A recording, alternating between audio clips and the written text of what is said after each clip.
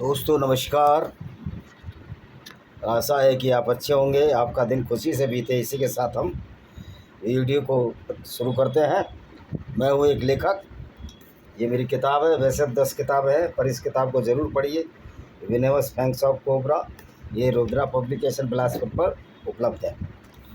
तो दोस्तों, कल जो महिला बिल विधेयक जो संसद में गिर गया, वो एक्चुअल में महिला बिल विधेयक था ही नहीं।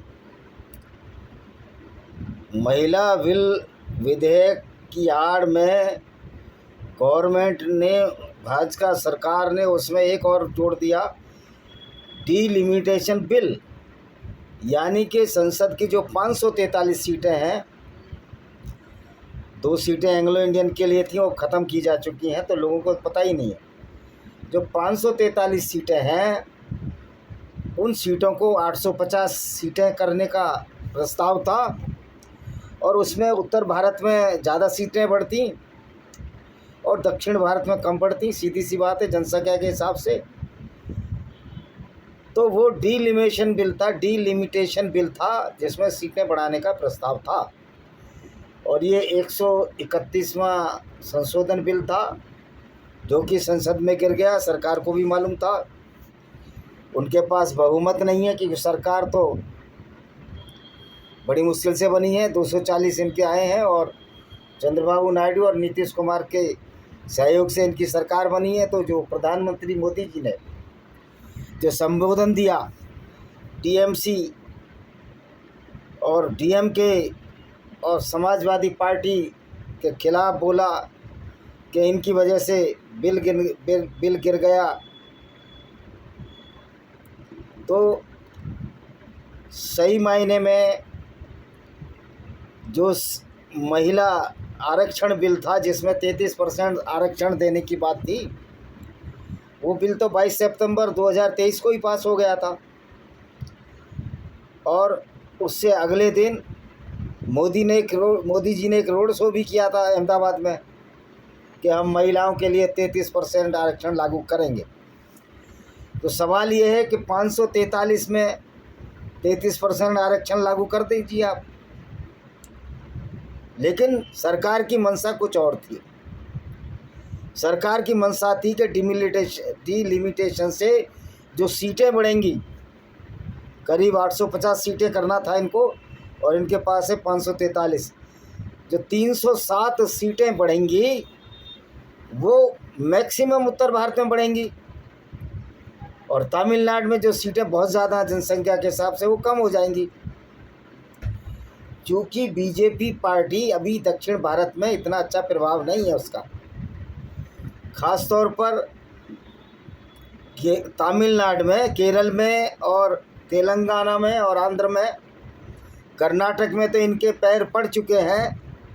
देखिए, पार्टी से हमारा कोई विरोध नहीं है, पार्टी जो भी हो अच्छा काम करे, लेकिन जो राष्ट्र के नाम पर संदेश में जो मोदी जी ने पब्लिक को धोखा दिया है, ये बताने की कोशिश की है कि बीजेपी महिला के पक्ष में है, और जो गैर बीजेपी पार्टियां हैं जो सत्ता से बाहर हैं, यानी जो विपक्ष है, सारी गैर बीजेपी नहीं, 3 पार्टियों पर ठीकरा फेरा है, डीएमके, समाजवादी पार्टी और तृणमूल कांग्रेस पर, जो सत्ता से बाहर, उन पर ठीकरा फोड़ा है कि महिलाओं की आज़ादी के लिए नहीं लड़ रही हैं।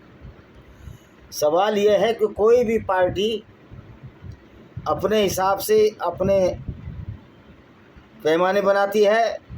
जब अंकिता भंडारी के साथ बलात्कार हुआ, उसमें बीजेपी का नेता उत्तराखंड में फंसा हुआ है, उसको न्याय नहीं मिला, हाथरस की बेटी को न्याय नहीं मिला। तो कोई भी पार्टी महिलाओं की सुरक्षा के लिए चिंतित नहीं है। असली लड़ाई है अमीर और गरीबों की। गरीब और कमज़ोरों की बेटियों के साथ बलात्कार होते रहेंगे, रेप होते रहेंगे, लेकिन ये पार्टियां कुछ नहीं बोलेंगी। जहाँ जिस पार्टी की सरकार है, चाहे वो बीजेपी सरकार हो, चाहे कांग्रेस की सरकार हो, महिलाओं की सुरक्षा के लिए कुछ नहीं कर रहे। राहुल गांधी पर भी सुकन्या आरोप है, मोदी जी की एपिस्टिन फाइल है, एक सेंगर था इनके पार्टी में, बीजेपी में, जो बीएसपी से सपा में से होता हुआ बीजेपी में एमएलए बना, वो आज जेल में पड़ा हुआ है।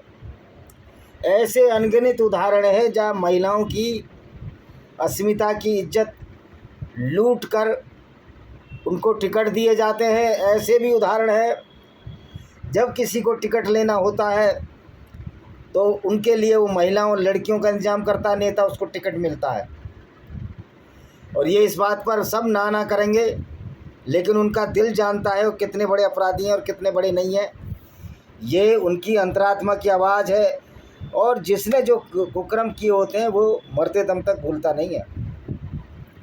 तो दोस्तों, महिलाओं की आरक्षण एक अलग बात है, महिलाओं की इज्जत के साथ खिलवाड़ एक दूसरी बात है, और कोई भी पार्टी इस बात में गंभीर नहीं है।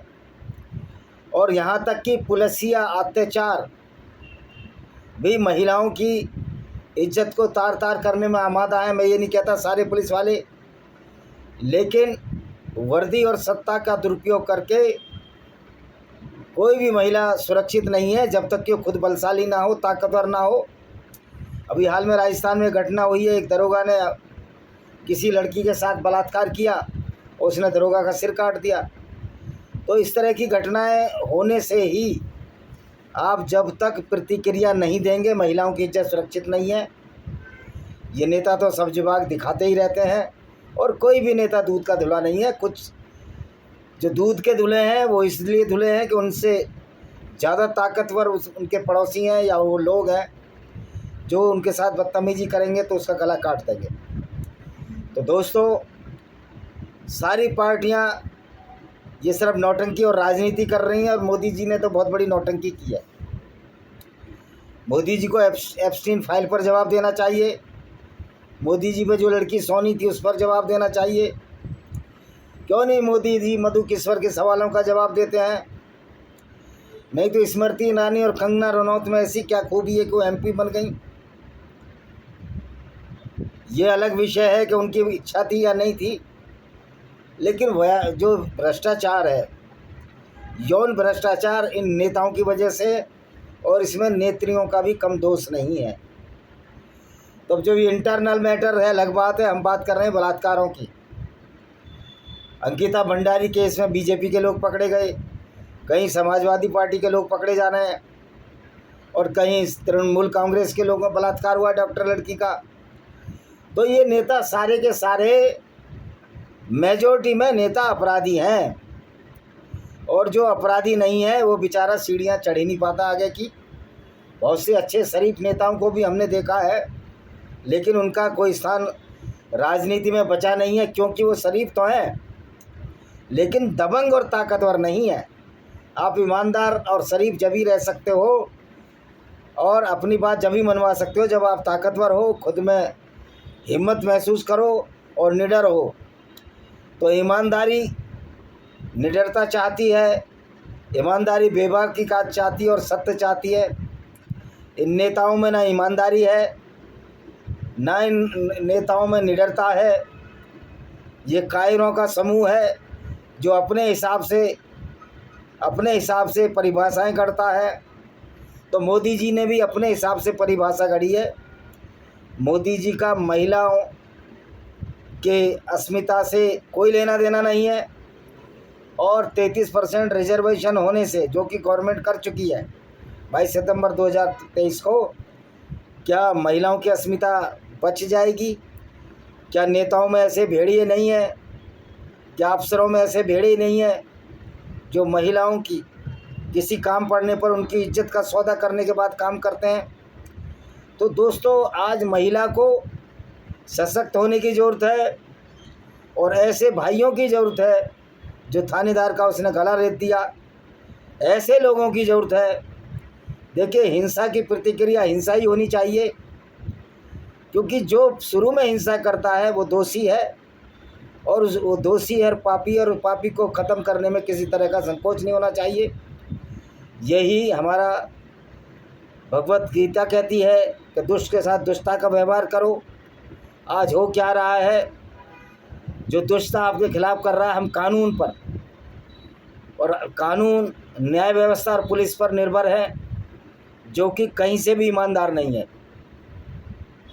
जुडिशरी में तो भ्रष्टाचार का ये आलम है कि वहाँ तो महिला जज अभिषेक मनु सिंघवी के साथ पकड़ी गई कि मुझे जज कब बनाओगे। जब तक ये कॉलेजियम सिस्टम रहेगा, महिला जजों के साथ भी व्यभिचार होता रहेगा।